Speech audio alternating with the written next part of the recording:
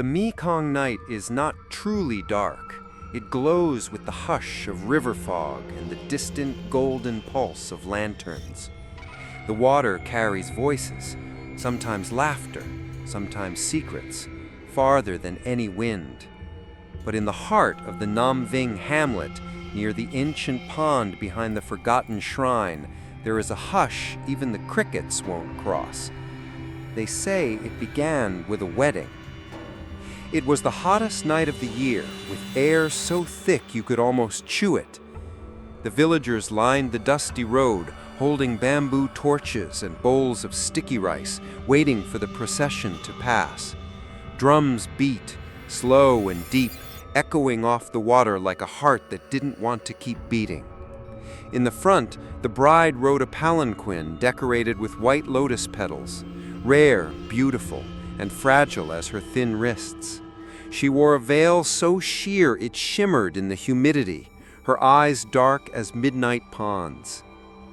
No one remembers the groom's face.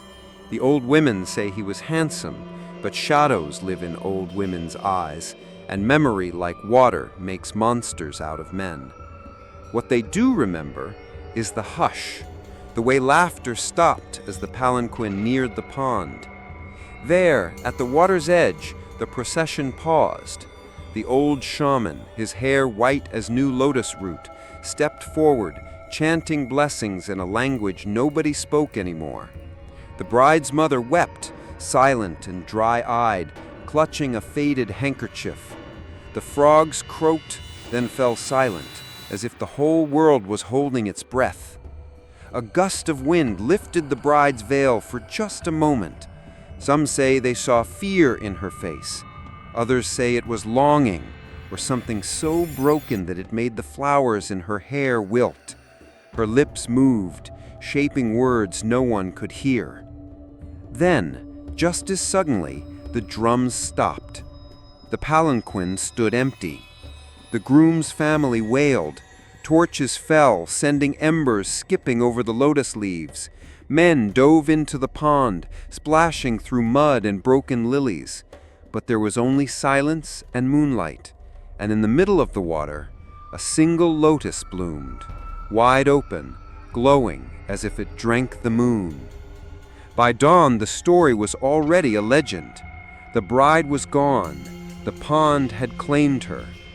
Some say she was betrayed, left at the altar for a richer match, her dowry stolen, her heart drowned in sorrow. Some whisper the shaman's chant was a curse, binding her soul to the water for all eternity. Children grew up learning to fear the pond, never to visit it alone, never to pick the lotus that never closed.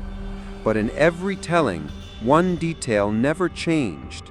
Since that night, through typhoons and drought, the lotus at the center of the pond has never wilted, never closed its petals, and every year, on the night of her vanished wedding, someone hears a voice, soft, pleading, ancient, rising from the lotus in the fog.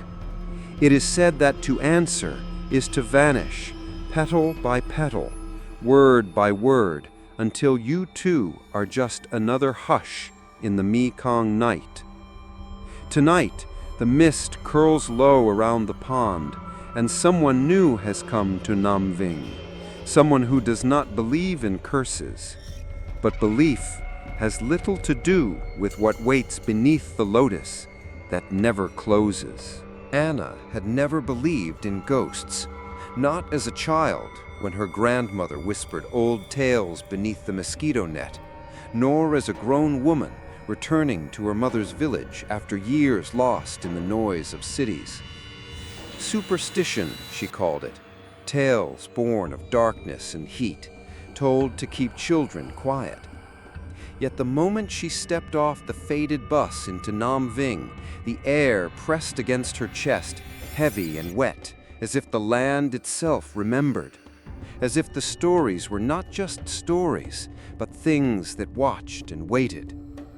Her mother's house stood at the edge of the village, roof patched with palm leaves, walls bleached pale by sun and monsoon. Inside, The smell of rice and dried lotus seeds clung to the bamboo floor. Her aunt greeted her with a shy smile, lines of worry carved deep into her cheeks. "It's been so long, Kanai," her aunt said, pressing her hand. "You're thinner than your photo. The city takes more than it gives." Anna smiled, not knowing what to say. She looked out through the kitchen window, where the pond shimmered beyond a tangle of wild reeds and crumbling shrines. Even from here, the lotus stood out, a pale lantern at the heart of dark water, impossibly open, petals wide as a hand. That night, sleepless from heat and the endless drone of frogs, Anna walked alone to the pond's edge. The air tasted metallic, tinged with rot and sweetness. Fireflies danced low, their lights flickering like lost briars. The lotus was there, moonlit and perfect. It was bigger than she remembered from childhood visits, its petals a strange pale gold, untouched by mud or decay. Around it, the other flowers had closed, tight as fists. Only this one bloomed, its center dark and deep, as if it held a secret. Anna knelt by the water, drawn in despite herself. The surface was still, reflecting her face and the open lotus. She reached out, and for a moment the pond seemed to shiver. A breath of cold air brushed her cheek. Something rippled in the dark just beneath the flower.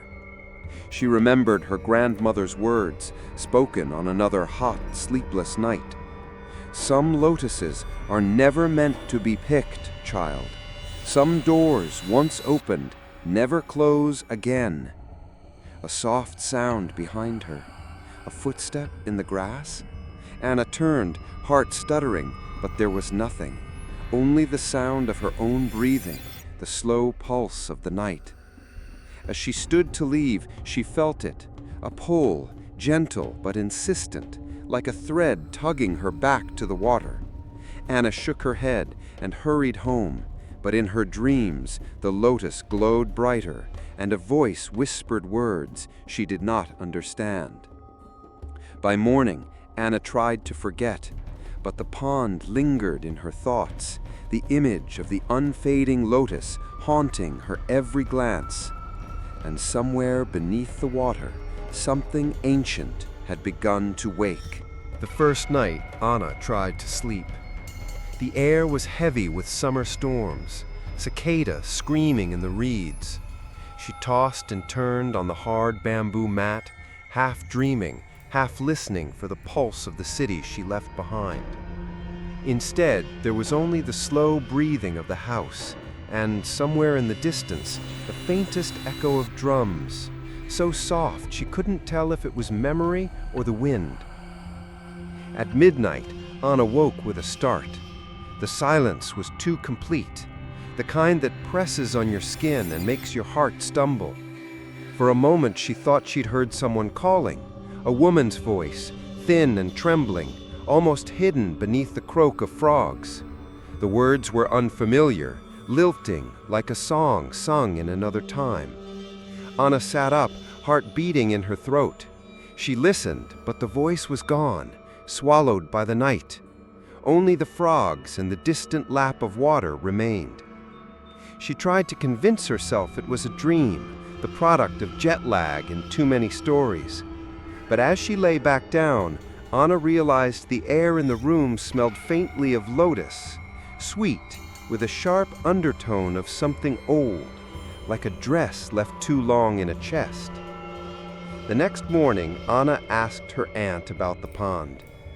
"Is it true the lotus in the middle never closes?" she asked, careful to sound curious, not afraid.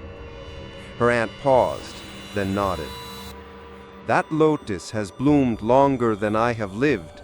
No one touches it, not even the boys who fish at night. My mother told me it belongs to the bride." Anna laughed, but the sound died in her throat. "The bride? You mean the ghost story?" Her aunt's face tightened. "We don't speak of her after sunset, Kun. There are things in this village better left alone." That afternoon, Anna wandered through Nam Ving. The villagers watched her with a mixture of curiosity and suspicion. City girl, out of place, too pale for this heat. Children ran past, whispering behind their hands. She caught snippets of conversation, pieces of a story she'd heard as a child, a wedding, a drowned bride, a flower that never died. By dusk, the sky was bruised with the threat of rain, and Anna found herself drawn again to the pond, unable to keep away. She stood at the water's edge, waiting for something. She wasn't sure what. As darkness fell, the lotus seemed to glow from within, a cold silver light blooming in its heart. The frogs fell silent, the wind stilled, and then she heard it. A whisper, low and sorrowful, carried across the water. The words were not in any language Anna knew, but somehow in her bones she understood. "Will you answer me?" Anna's lips parted. A chill raced down her spine. She turned and fled, stumbling through the reeds, not daring to look back. But that night, as she tried to sleep, Anna could still hear the voice, soft and persistent, echoing in the corners of her mind, weaving itself into her dreams. The lotus had noticed her, and it was waiting for her to answer. Anna spent the next day in a haze of sleeplessness and strange longing. The events of the night before pressed against her memory, soft but insistent. Every time she blinked, she saw the lotus, wide open, untouched, glowing with a kind of cold mercy. Every time she tried to speak, she felt as though her own words were being watched. In the shadowed kitchen, Anna's aunt moved quietly, eyes darting to the window as if expecting something to peer in. The old woman barely spoke, muttering prayers under her breath as she cooked. Finally, Anna could not contain herself any longer. "Auntie, tell me the story, the real one, about the bride." Her aunt stilled, chopsticks suspended in the air. For a long moment, she did not answer. Then, with a sigh older than her wrinkles, she spoke. "In my mother's time, the pond was deeper, colder. There was a girl. Her name is gone now, but her face people remember. She was beautiful and gentle, the daughter of a fisherman who died before she was grown. Her mother promised her to a boy from the next village, but on her wedding night, something happened. No one knows for sure, only that she never made it to the altar. They say she walked away from the procession. Some say the groom betrayed her, that his family turned her away for another girl with a larger dowry. Some say she cursed them all with her final breath." Her aunt's voice dropped to a whisper. "That night, the wind howled and the pond rose, swallowing the banks. When dawn came, the bride was gone. In the center of the pond where she vanished, a lotus bloomed, bigger than any before, shining with the color of bone. It's never closed since." Anna's skin prickled with cold. And her spirit? Some see her on misty nights, standing on the water, her veil dripping, hair tangled with weeds. They hear her whisper vows in a tongue nobody knows. Those who answer, the aunt's face grew ashen. They say she climbs from the pond and presses her mouth to theirs, planting petals in their throats. The living become half flower, half shadow. Some are never seen again. Anna tried to laugh, but it came out brittle. "You don't really believe that, do you?" But her aunt only pressed a talisman of red thread into Anna's palm and whispered, "Just promise me, never go to the pond at night, and if you hear her voice, don't answer, no matter what." All day the story gnawed at Anna. She wandered the village, noticing things she hadn't seen before. Shrines blackened with ash, offerings of rice and salt at crossroads, children with strings of red around their necks. The villagers glanced at her with a mix of pity and warning, as if she'd already been marked by something. That night, as rain beat against the roof, Anna lay awake, listening for the whisper. She remembered the shimmer of the lotus, the ache in the bride's vanished face.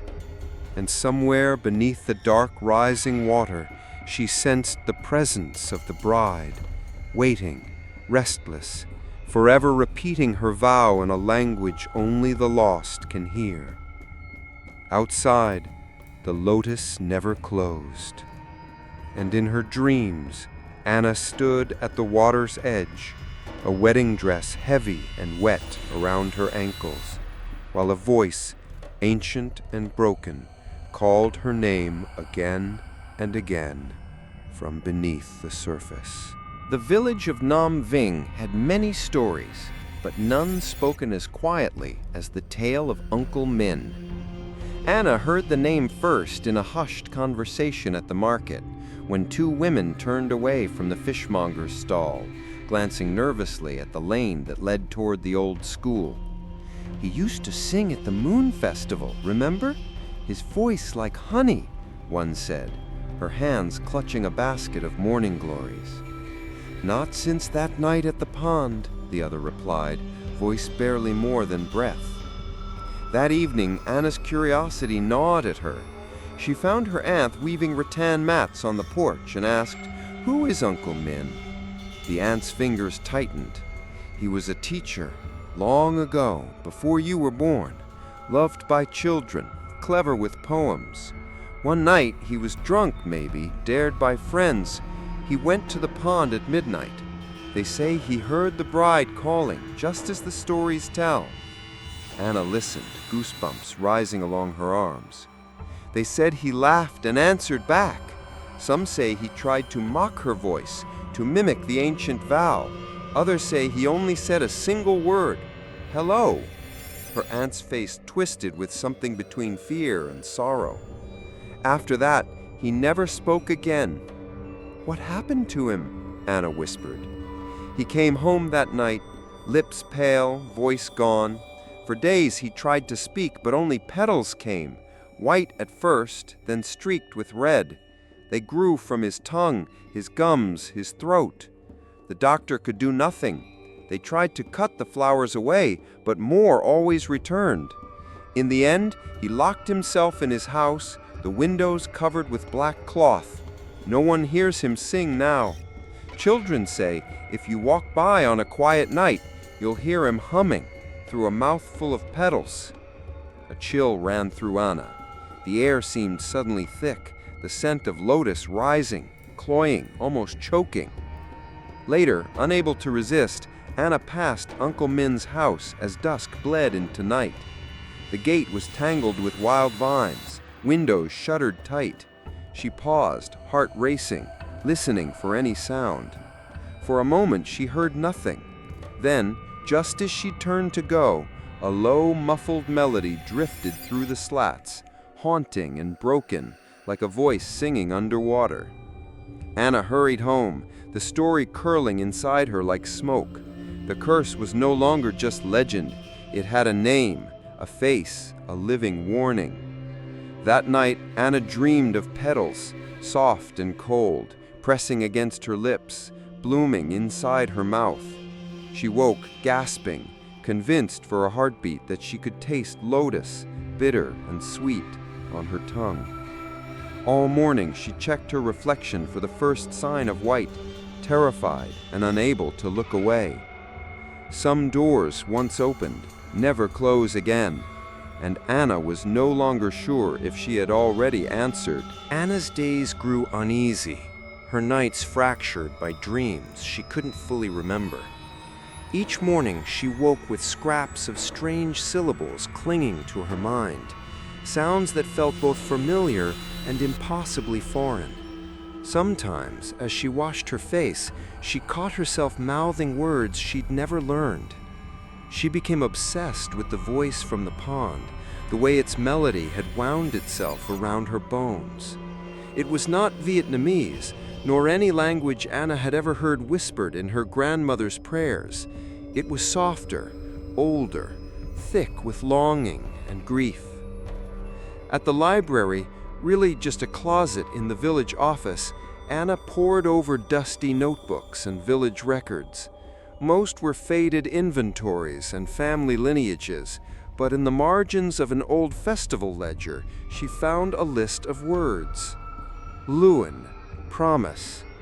Ma Hien, water bride. Tai Sen, lotus mouth. She asked the oldest people in the village about the terms. Some turned away, unwilling to speak. A frail woman named Ba Tur, her voice creaking like bamboo in the wind, finally offered a clue. That language, it is older than our village. My grandmother called it Loi Sang, river speech. Only the spirits remember it now, used for vows, for goodbyes, for the dead. Anna felt a chill settle inside her. Did you ever hear it spoken? Batur's eyes clouded. Only in dreams, on the night of the flood, when the bride was taken, my mother said the water sang to her in that tongue. She said, if you answer, you belong to the river forever. The words haunted Anna. That evening, she sat at the edge of the pond, notebook in hand, listening. The air was thick with humidity and the heavy scent of lotus. As dusk settled, the frogs quieted, and the first silvery strands of mist rose from the water. The voice came again, soft, echoing, as if spoken from beneath the surface.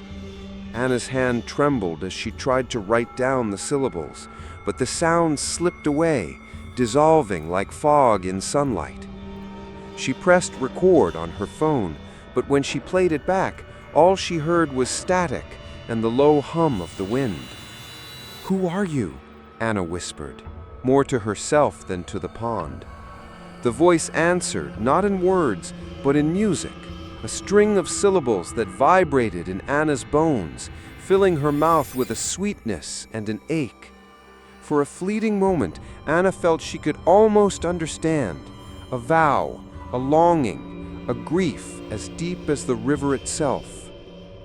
The next morning, Anna found a single lotus petal on her pillow, fresh and cold, shimmering with dew. She realized then that the language of the bride was not meant to be spoken by the living, only heard, only remembered, only feared. Some secrets, Anna thought, are older than words, and some voices, once heard, never truly leave. The days in Nam Ving slipped by, heavy and slow. Anna began to notice how the seasons circled the pond, each passing like the steady turning of a prayer wheel. But the lotus at its heart remained unchanged, a pale beacon amid shifting green and gold. In the wet months, when the river burst its banks and the hamlet was little more than a necklace of huts strung between flooded fields, the lotus gleamed defiantly above the rising water. Children waded through the shallows with nets, their laughter bouncing off the pond's still surface, but none ever swam near the flower. Grandmothers burned incense at the edge, whispering prayers for the dead and lost, never daring to let their gaze linger too long.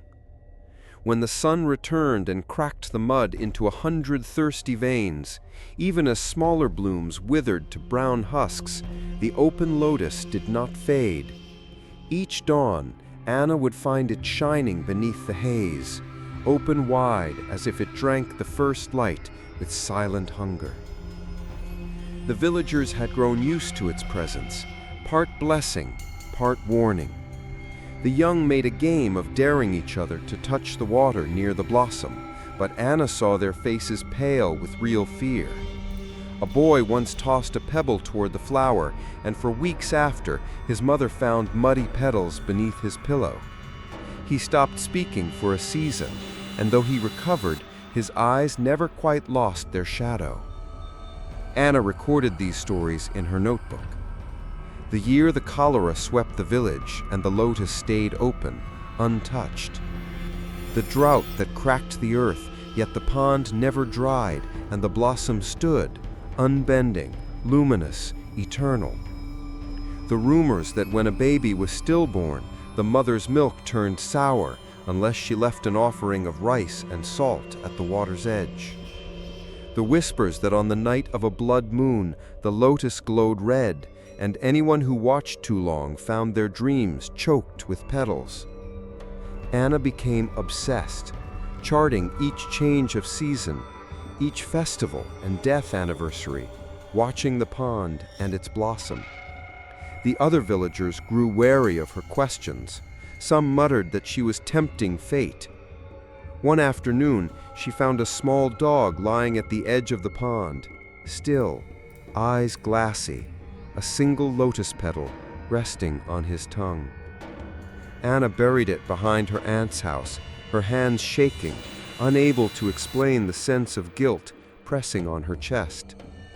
Yet no matter what the world brought, storm or famine, wedding or funeral, the lotus never closed. It defied every natural law Anna had ever known. She began to understand why the villagers spoke of it not as a flower, but as a wound, one that would not heal, one that would not let them forget.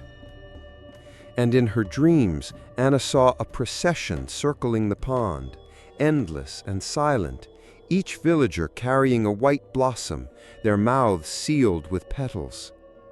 It was as if the village's very heart beat in time with the flower, forever open, forever grieving, forever waiting for someone to answer. Anna's sleep grew stranger with each passing night.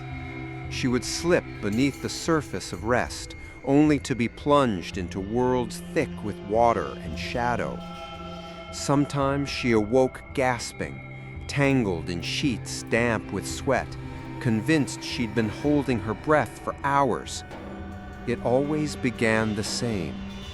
She was standing at the edge of the pond, wearing a wedding dress she did not own, heavy with moisture and mud.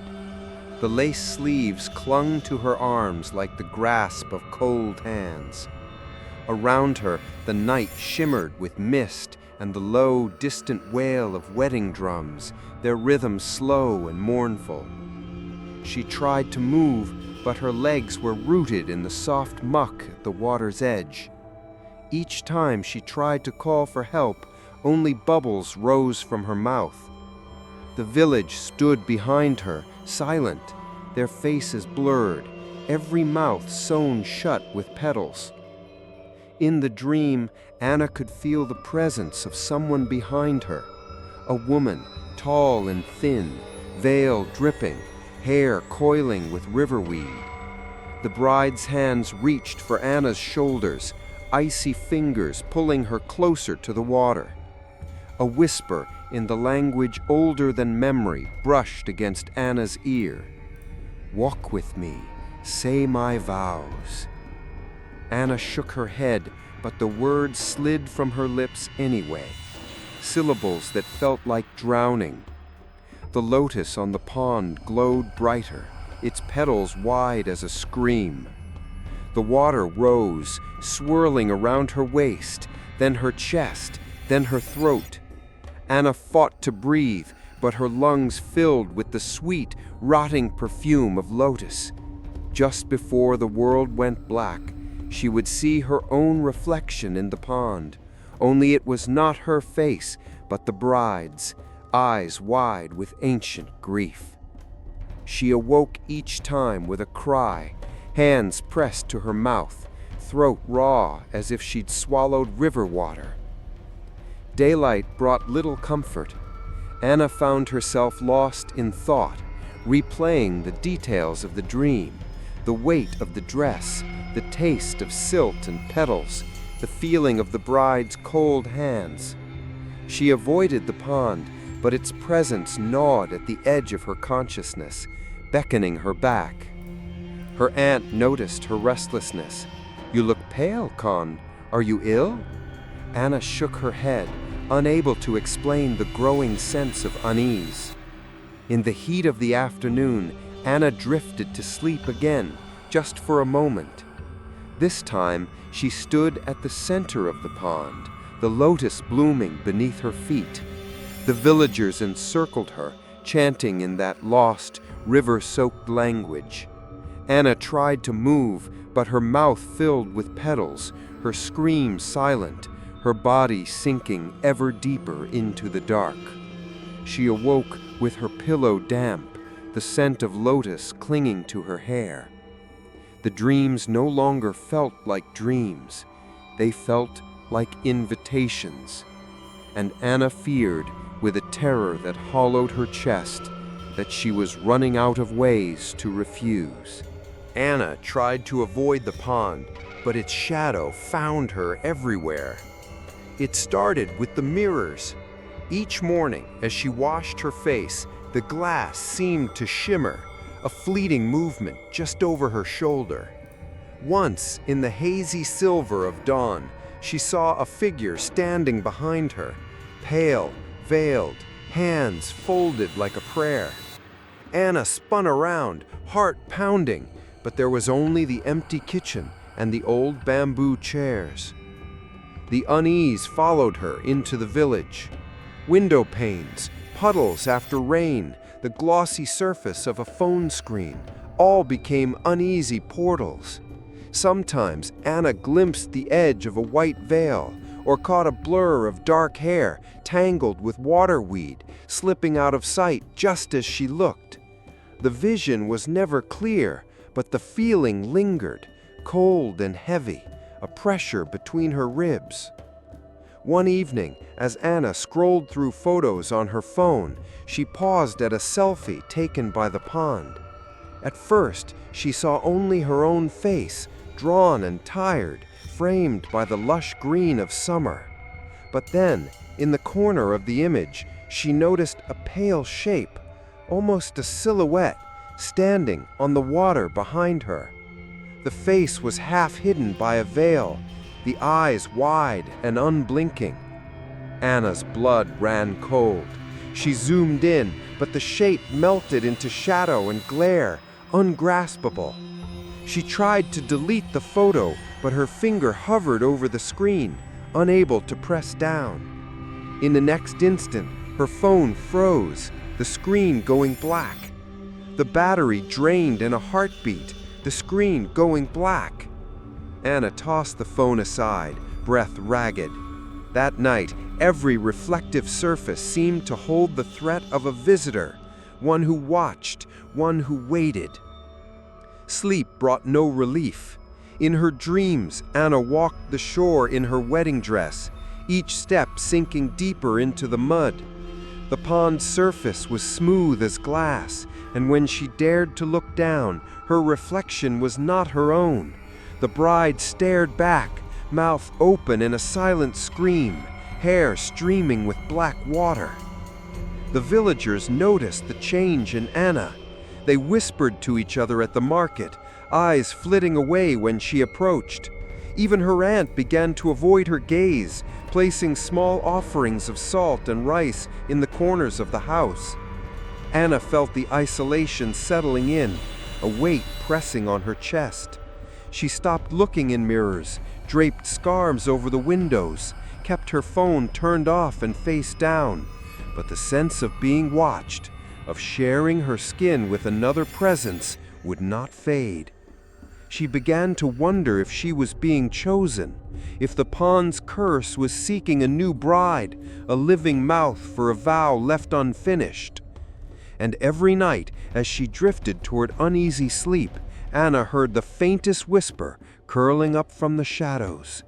"Say my words, wear my veil, bloom for me." Anna squeezed her eyes shut, clamped her mouth closed, but she could feel the reflection waiting, patient and eternal, just beneath the surface. Word spread quietly in Nam Ving. Anna was asking too many questions. The elders eyed her with suspicion, the market women averted their gazes, and the children kept a wary distance, as if afraid her curiosity might be contagious. Anna felt the distance closing in, but the need for answers burned hotter than fear. One afternoon, desperate, she sought out the oldest man in the village, Ung Phúc, who had lived through more floods and funerals than anyone could count. His home was crowded with old altar jars and the smell of dried herbs, his back hunched like a question mark as he sat on his porch, staring at the slow-moving clouds. Anna bowed and asked, "Grandfather, why do people fear the pond so much? Why do they call it cursed?" Ung Phúc eyes glittered with unease. "It's not just the pond, girl. It's the promise. The bride made a vow that night, words that cannot be unspoken. A vow made in grief binds deeper than any blessing." He beckoned Anna closer, voice dropping to a whisper. "Many have tried to break the curse. They bring priests, burn offerings, cast salt into the water. But the pond does not want peace. It wants a witness. It wants a voice to echo that vow so it can rest." Anna's hands shook. "What happens to those who answer her?" The old man's lips trembled. "Some vanish. Some lose their voices, their minds. Some are found in the morning with petals growing from their mouths, unable to speak a human word again. We don't talk about them. We let their names fade as if forgetting can save us." He pointed to an old family altar. "My brother, long ago, he was one of them. He was proud, stubborn, thought the stories were just shadows. One night, he boasted he'd marry the river bride if she'd have him. He answered her call. The next day, he was gone. Only his shoes were left by the water, filled with petals." Anna pressed her lips tight, the cold crawling up her spine. "Why does the lotus never close?" Ung Phúc stared at the horizon, voice as thin as wind. "Because her vow is unfinished. Because every year the dead walk the banks, searching for someone who will speak her promise and let her rest. Until then, the lotus will stay open. The wound will not heal." As Anna left, the old man called after her, voice sharp with warning. "Do not answer if you hear her, child. Silence is the only shield we have left." That evening, Anna watched from the shadows as a group of women gathered at the pond with lanterns and offerings. They stood in a tight circle, chanting softly in a mix of prayers and the river speech Anna had only heard in dreams. Tears streaked their faces.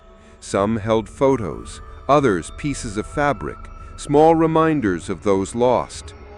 Anna realized then how much the village had lost to the curse, how the pain of the vow rippled out through families and seasons, a secret carried in silence. When she returned home, her aunt was waiting, pale and tense. "You must stop, Anna. The more you look, the more it looks back. Don't bring the bride's eyes into this house." Anna nodded, fear and guilt gnawing at her heart. But deep down, she knew she could not stop. Not until she understood the vow, not until she found some way to close the lotus and end the bride's lonely watch. But the pond had its own patience, and Anna was running out of time. It was a morning heavy with rain, the sky bruised and low, when a stranger arrived in Nam Vinh. Anna saw him first through the half-open shutters, a man, stooped by years, but dressed in the plain, neat clothes of someone who had lived far from the village. He paused at every crossroads, as if each turn forced him to reckon with memory. Whispers moved faster than the wind. The old men at the tea shop went silent. Some of the younger women drew their children closer, glancing from the stranger to the direction of the pond. Anna's aunt recognized him at once. She pressed her lips into a thin line, voice taut with warning. "That is Bao, the groom who vanished." Curiosity overrode Anna's caution. She watched as Bao stood at the edge of the pond, staring at the eternal lotus, unmoving for what seemed like hours. He approached her, heart throwing, unsure if she was seeing a man or a ghost from the stories.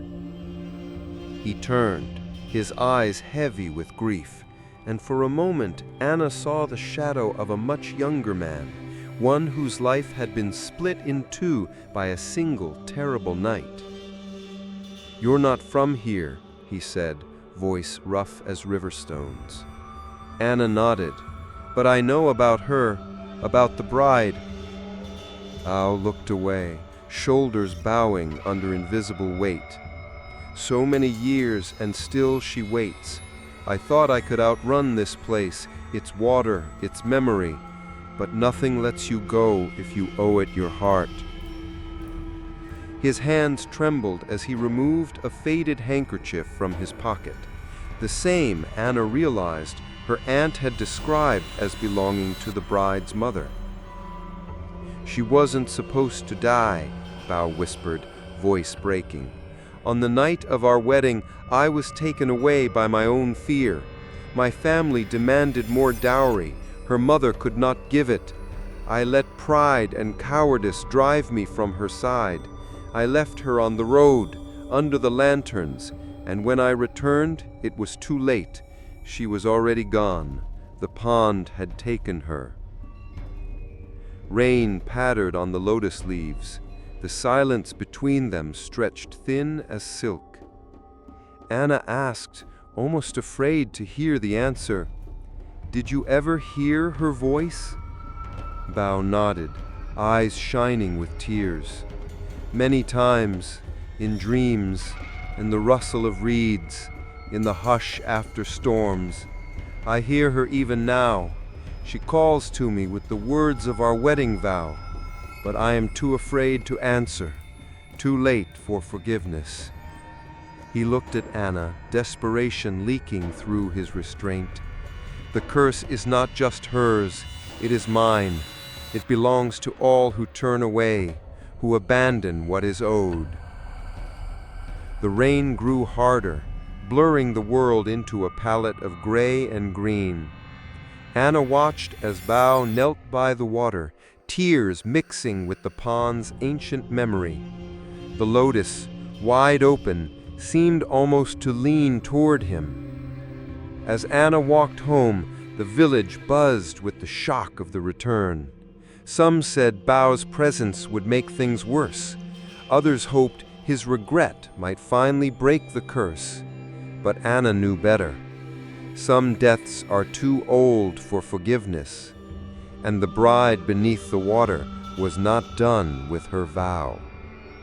That night, as thunder rolled over the pond, Anna dreamed of a wedding procession with no end, a single grieving bride walking circles around an open blossom, forever calling for the one who left her behind. In the days following Bao's return, the air in Nam Vinh thickened with fear and old sorrow.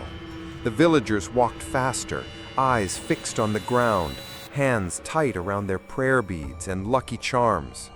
Children were kept indoors at dusk. Even the bravest fishermen avoided the pond's edge after sunset. One afternoon, as Anna walked home from the market, a commotion broke out near the old communal house. A woman named Hung, one of the market sellers, known for her easy laughter, had collapsed in the dust, clutching at her throat. Her friends crowded around, their voices sharp with panic. Anna pushed her way through, heart pounding. Hung lay on her side, eyes wide with terror, mouth open in a silent scream. At first, Anna thought the woman was choking, but then she saw it. A thin, white petal, smooth as silk and tinged with the faintest blush of pink, was lodged between Hung's lips. As Anna watched, more petals slipped from the woman's mouth, tumbling onto the ground like a macabre rain. Each petal seemed to bloom as it fell, their scent thick and sweet, overpowering the usual smells of earth and sweat. The villagers drew back in horror. Someone wailed, "The curse! She answered the pond!" Another woman knelt and tried to scoop the petals away, but they multiplied with every touch, spilling from Hung's mouth and dusting her hands with sticky pollen. Hung's husband knelt beside her, sobbing, "Please say something, just say my name." But Hung's throat only produced a wet, fluttering noise, like the sound of wind through dying reeds. Her tongue was covered in white, her lips stained with the dust of lotus. Anna's aunt arrived, her face ashen. She pulled Anna aside, voice trembling. "It is happening again. This is the old curse. Hun must have gone near the pond at night or answered when she heard the bride." Anna shuddered, the memory of her own near response scraping the inside of her mouth. She tried to comfort Hung's family, but there was nothing to say. No prayer, no ritual, no medicine would help now. The villagers carried Hung home, trailing petals and dread through the winding lanes. That night, Anna could not sleep.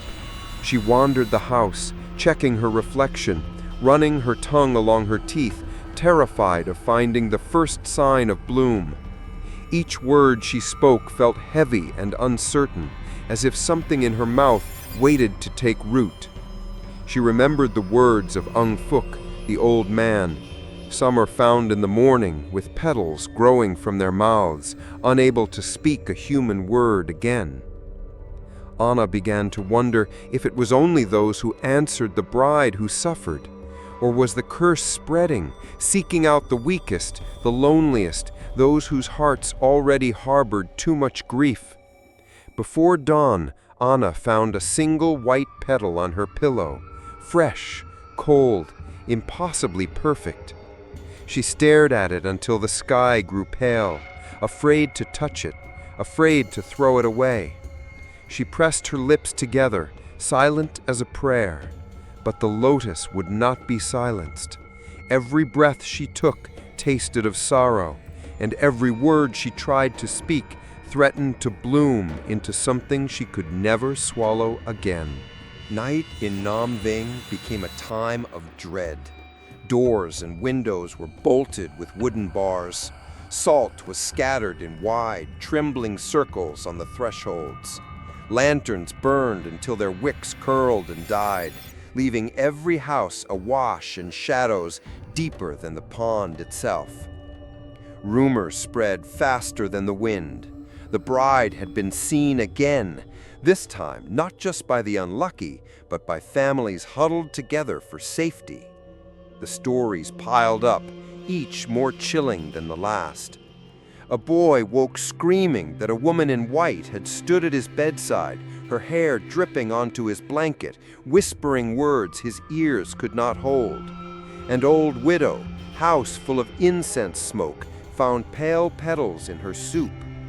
A farmer's dog cowered under the bed, refusing to come out for days, its mouth dusted with the gold pollen of lotus. Anna lay awake each night, clutching her aunt's old red thread talisman. She heard footsteps circling the house at midnight, soft, slow, deliberate. Sometimes a single knock echoed on the door, so gentle it was almost polite.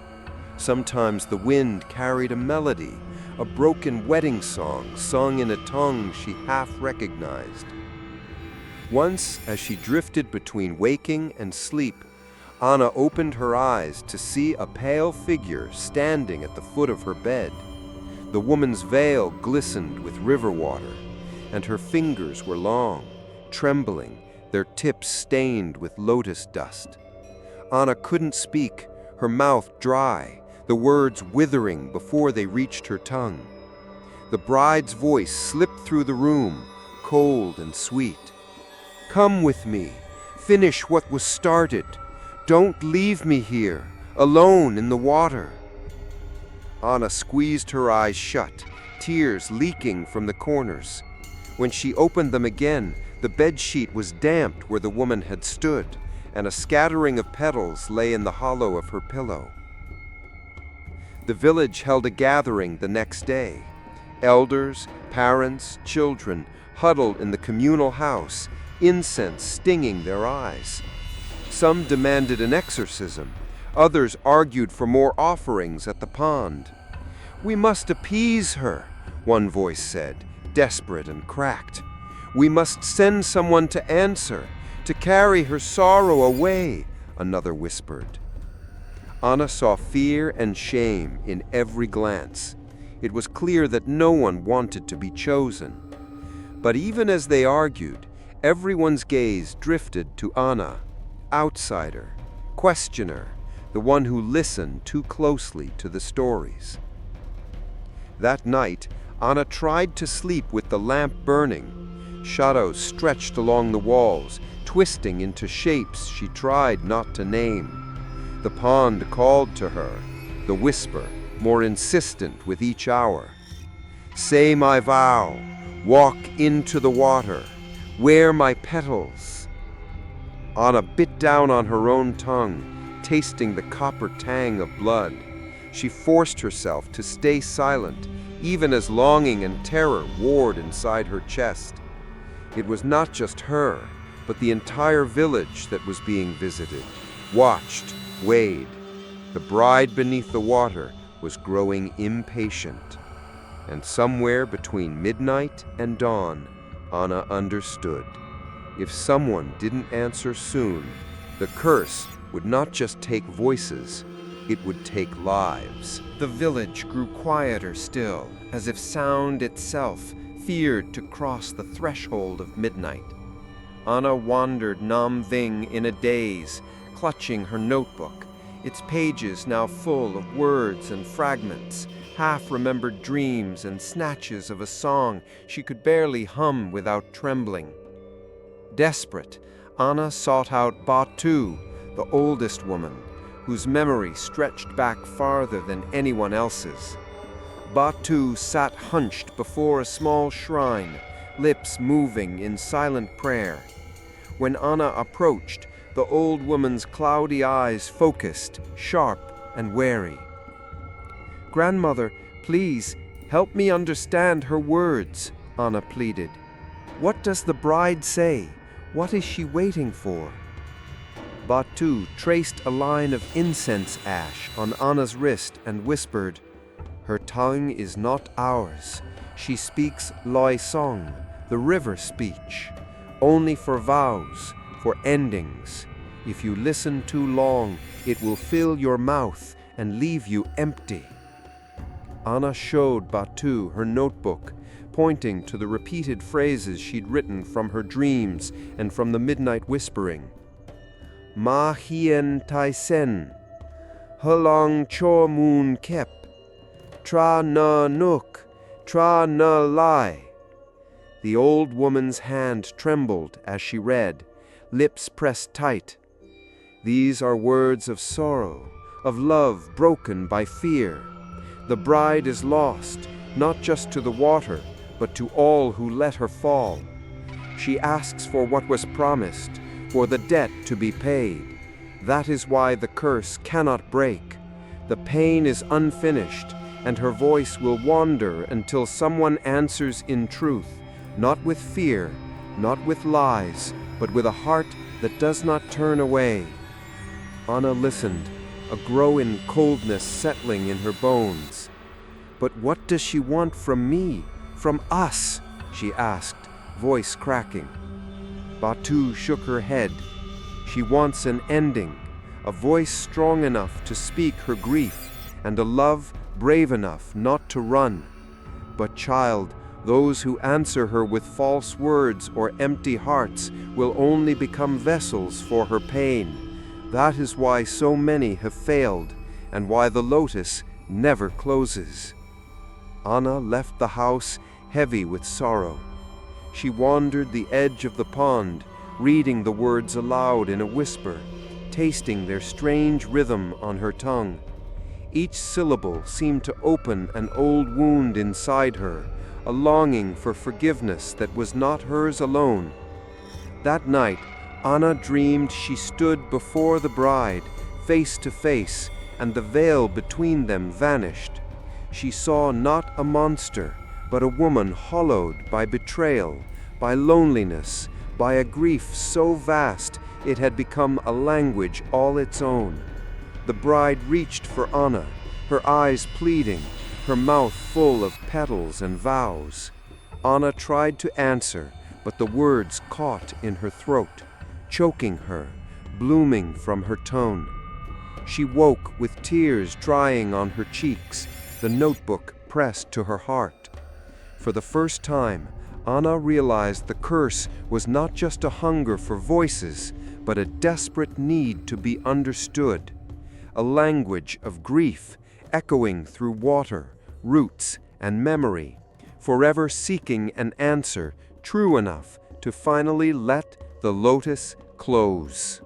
Sleep came for Anna like a tide, silent and unrelenting. That night, she tumbled into a dream thicker than any before, one that did not feel like a dream at all. She stood in the heart of the pond, water swirling cold around her ankles. Mist rolled over the lilies, twisting into ghostly figures, faces she recognized from the village. Hang, with her mouth full of petals, Uncle Min weeping flowers, the old widow clutching salt. They watched her with wide, silent eyes. At her feet, the lotus opened impossibly wide, a mouth and an altar both. A wedding dress, ancient, heavy with river silt and old sorrow, hung from a tree at the water's edge. Anna felt herself moving toward it, her body not her own. As she slipped the dress over her shoulders, it clung to her skin, cold and wet, smelling of rain and salt and tears. The villagers began to move in a circle around her, each holding a white blossom, their steps slow and somber, their lips sewn shut with petals. The air pulsed with the thud of distant drums, an echo of the wedding that had never finished. Anna tried to speak, to call for help, but the dress tightened around her chest, squeezing the breath from her lungs. She was not alone. In the swirling fog, other brides took shape, pale and hollow-eyed, each bound to the pond by their own unfinished vows. The bride, the first bride, stood at Anna's side. Her veil dripped with dark water. Her eyes were endless wells of longing and rage. "Say my vow," the bride whispered, her voice like the hush before a flood. "Finish what was started. Let me rest." Anna wanted to run, to tear the dress away, to refuse, but her feet would not move. Her mouth was full of flowers, the words blooming unbidden. "I promise, I will not leave you. I will not let your sorrow drown alone." As the last syllable left her lips, the pond shivered. The brides pressed closer, circling Anna, their hands cold and desperate. The dress grew heavier, dragging her down, until her knees buckled and she fell into the heart of the lotus. Water closed over her head. Silence, thick and final, wrapped around her like a second skin. In that drowning quiet, Anna understood the curse was a chain of broken promises, of love left unfinished. Each new bride, each new vow only bound the lotus tighter, an endless wedding that could never end. Anna's eyes fluttered open. She was back in her own bed, heart racing, lungs burning for air. But the weight of the dress still clung to her skin, and the scent of lotus filled the room. On her pillow, a single petal rested, pure white, damp with river water. Anna wept, not just for herself, but for all the brides lost to the water, all the words left unsaid. Mourning brought no relief. The village seemed farther away. voices muffled, colors leached of life. Anna moved through the day like a ghost, the memory of the wedding dress heavy on her shoulders. That night, the whisper was louder than ever. "Say my vow, wear my veil, become the last bride." Anna knew with a cold certainty that the wedding was not over, and the pond was waiting for her answer. By the next evening, Nam Vin was vibrating with a fear so deep it bordered on panic. The elders, desperate and exhausted, decreed a ritual offering would be held at the pond, the largest and most solemn in decades. Word spread. Everyone must attend. No one was to stay alone in their house. It was not a festival, but a plea for mercy. Anna felt herself swept along by the current of dread. Her aunt dressed her in a plain white aoyai, pressing a string of red seeds into her palm. "Stay in the center of the crowd," her aunt pleaded, voice shaking. "Don't speak, no matter what you hear." The villagers gathered at sunset, forming a ragged circle around the lotus pond. The old men brought incense, rice, and bowls of water. The women carried offerings of cloth and small tokens of love lost. Children stood silent, wide-eyed, clinging to their mothers' skirts. Chants began, first in Vietnamese, then in the old river speech, their rhythm halting and desperate. The air quivered with incense and sorrow. Anna was placed nearest the water, as if her outsider's blood, her questioning spirit, might bridge the gap between worlds. She tried to be brave, but her mouth was dry, and the memory of petals pressed against her tongue with every shallow breath. The sun dipped below the horizon. The lotus glowed with its cold, unnatural light. The surface of the pond went still as glass. Suddenly, the air grew frigid. A low mist coiled up from the water, winding around the villagers' ankles, crawling up their legs. The chanting faltered, then broke. Anna's heart hammered in her chest. From the heart of the pond, a figure rose, veiled, drenched, arms outstretched. The bride's face was obscured by dripping hair, but her mouth worked soundlessly, desperate to speak. A gust of wind snuffed out the lanterns. In the suffocating darkness, the bride's voice echoed, layered over itself, 1,000 vows spoken at once. "If the lotus never closes, neither will your lips. Say my promise, finish what you began." Several villagers began to sob. One woman fainted. Another tried to run but fell, clutching her own mouth. Anna felt herself drawn forward, the red seeds burning in her fist. The bride's hand reached out of the water, impossibly long, brushing Anna's cheek with fingers cold as river stones. Anna's lips parted, words climbing up her throat. "No!" Anna's aunt cried, grabbing her from behind. "Not my child! Not again!" But the bride's grip was unbreakable. Anna felt the cold, wet weight of the veil settle over her head, her voice swallowed by water and grief. The lotus opened wider, pulsing with unnatural light. A scream rose from the crowd as petals began to spill from the mouths of the elders, of Anna's aunt, of the children. No one could speak. Tears streamed down their faces as they tried to cover their mouths, to hold back the bloom. The ritual dissolved into chaos. Some villagers fled, but most dropped to their knees, keening in terror and resignation. In the darkness, the bride's face hovered before Anna, close enough that she could see the bottomless sorrow in her eyes. "No offering can break my vow. Only truth, only the heart that will not turn away." The mist thickened, hiding everything but the bride and the endless open lotus.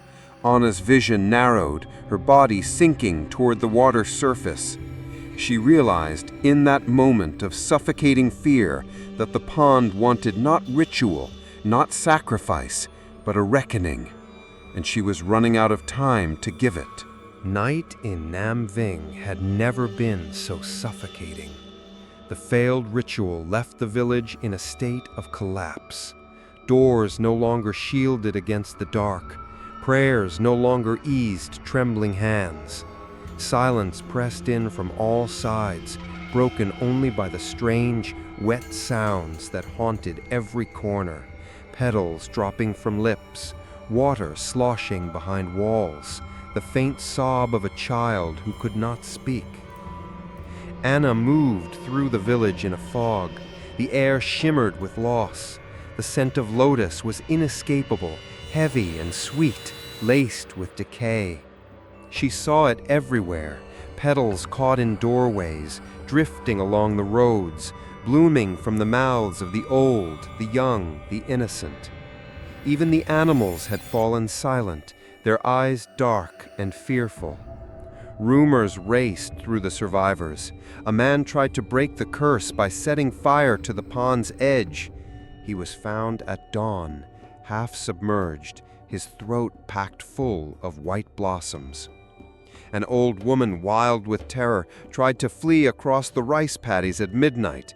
By sunrise, her body was pulled from the canal, water lilies tangled in her hair.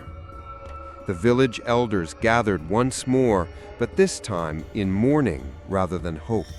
Their words came in broken whispers, interspersed with sobs and the rustle of petals. "We have all been cold," one finally confessed, voice little more than a breath. "There is no escape. The vow must be answered, or the water will take us all." Anna's aunt, her face gaunt and eyes rimmed with red, pressed her hands to Anna's cheeks. "You must leave, child. If there's any chance, run. The bride wants you. She knows your name." But Anna knew there was no running, not anymore. The bride's presence pressed against her thoughts day and night, her sorrow and fury now braided with Anna's own fear. Each time Anna closed her eyes, she saw the wedding procession circling the pond, always searching, never ending. She felt the chill of the veil, the weight of the ancient dress. She heard the voice, softer now, yet undeniable, threading through every dream. "Finish my vow, let me rest, or drown with me forever." That evening, thunder rolled over the water, a storm gathering with unnatural speed. As the wind howled, Anna found herself drawn, barefoot, numb, to the pond's edge. The world behind her was dissolving, villagers sobbing, petals swirling in the wind, houses dark as mausoleums. The lotus glowed like a wound, wide and endless. The water rose, licking at Anna's toes, her ankles, her knees. She tried to turn away, but her feet would not move. All around her the voices of the lost whispered, mouths full of flowers, pleading for release. From the center of the pond, the bride emerged, veil streaming, arms outstretched. Her eyes locked with Anna's, filled with an ache so vast, Anna felt herself falling. Anna screamed, an animal sound swallowed by the mist. She tried to fight, to speak, to run, but the water closed over her head, heavy and cold, lotus petals swirling around her face. The bride's hands gripped her shoulders, pulling her down.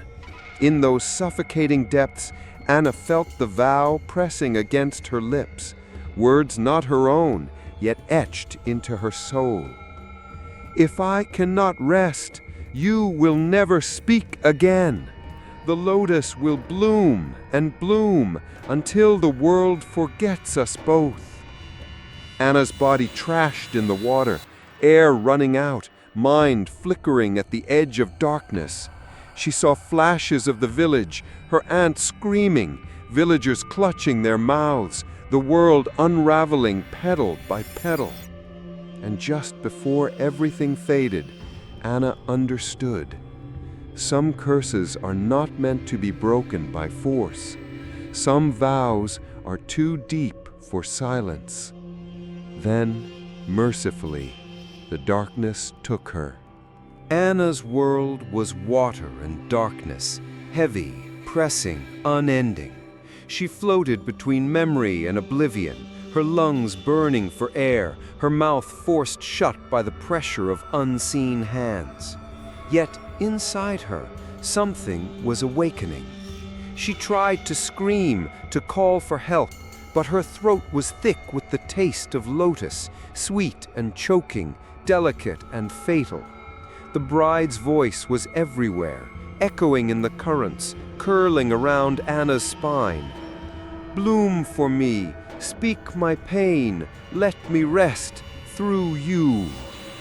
Anna's mind splintered, one part drifting through childhood memories, her grandmother's arms, a city skyline, sunlight on her mother's face. The other part was trapped in the pond, wrapped in the wedding dress, the veil now part of her own skin.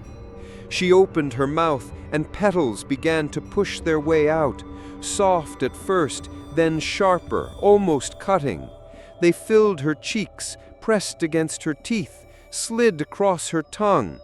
Anna gagged, her body convulsing, but the flowers only multiplied, their roots winding down her throat. She saw herself in 1,000 reflections, each surface of the water, each shard of memory.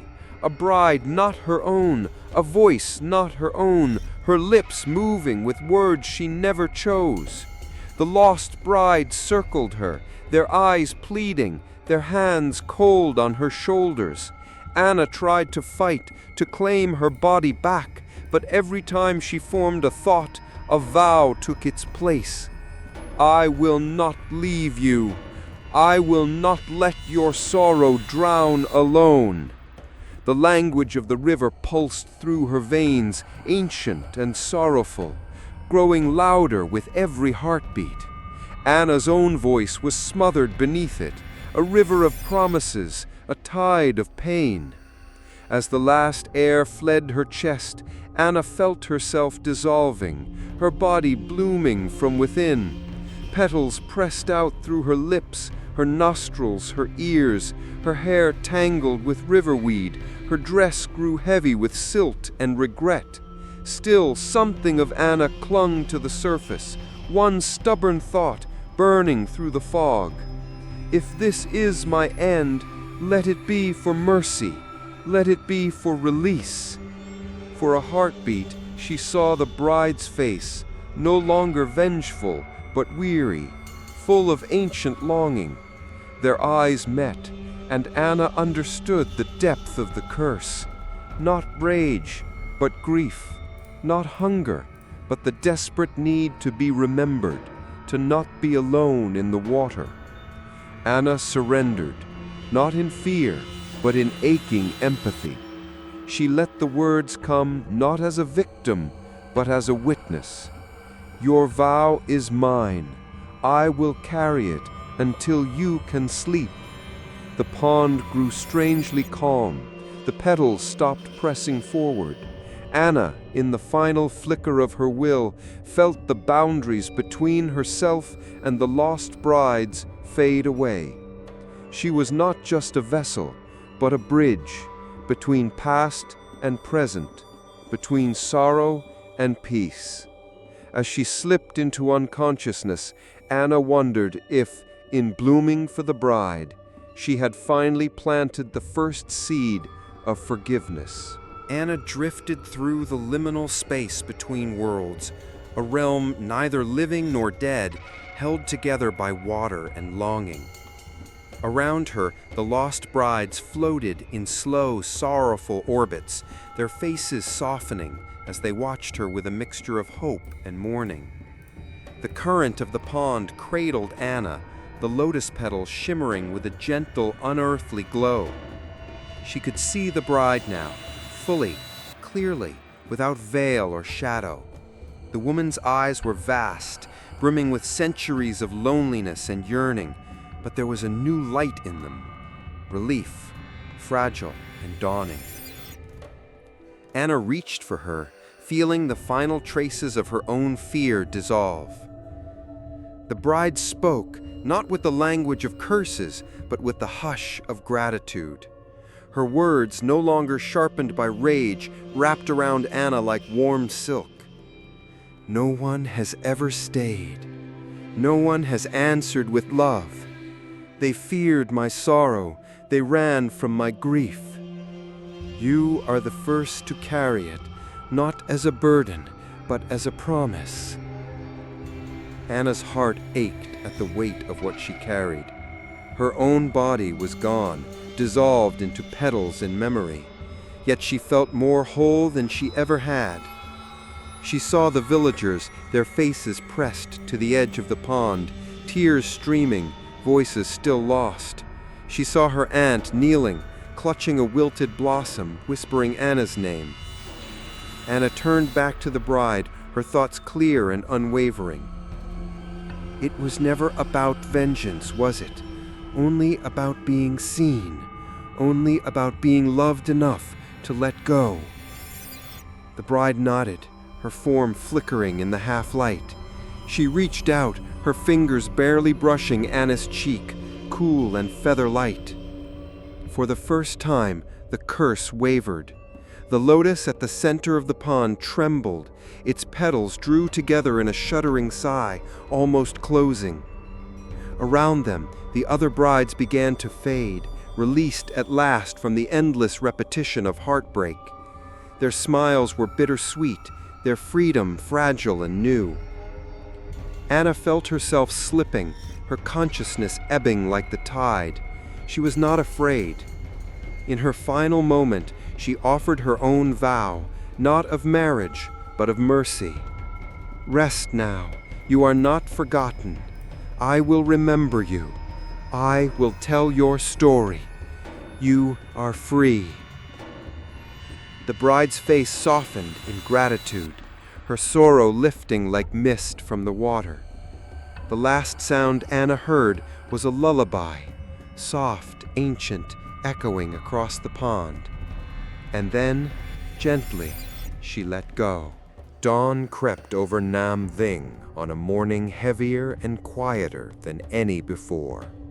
A thin mist lingered above the pond, catching the new sunlight in pale, trembling ribbons. The villagers emerged from their homes one by one, eyes hollow, limbs unsteady, still carrying the echo of a night spent at the edge of fear.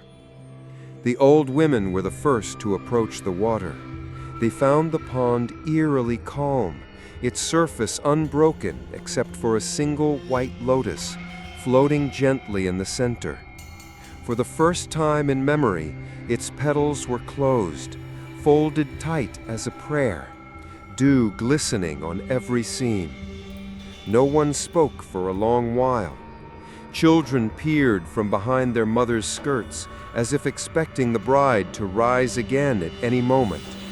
But there was no whisper, no shadow, no perfume of sorrow, only the soft hush of water, the hush of an ending. Anna's aunt wept silently, clutching the red thread talisman Anna had left behind. She searched the shoreline for any trace, an old shoe, a strand of hair, a single petal. She found nothing but the reflection of her own grief in the still pond. By midday, the villagers gathered at the edge, laying offerings of salt and rice as a final goodbye. Some spoke Anna's name softly, thanking her for her courage. Others lit incense and prayed for the souls of all the brides who had waited too long for peace. In the days that followed, the curse seemed to fade. The sick began to recover. The petals stopped appearing in pillows and in mouths. The elders, with shaking hands, wrote a new line in the village chronicle. The lotus has closed. The bride has gone to rest. Yet not all believed the story had truly ended. Sometimes, in the hour before sunrise, the children said they saw a young woman, her dress rippling with silver water, walking the pond's edge. She never looked back, never spoke, but in her silence there was no grief, only the weight of memory. The villagers never forgot Anna. Her name became a prayer for mercy, a story told to keep the doors closed at night, to remind all who listened that some wounds do heal, but only if someone dares to bear them with love. And in the heart of the pond, the lotus slept, its petals trembling on the breeze, as if unsure whether to close forever or to bloom again for the next soul who dares to answer the whisper beneath the water.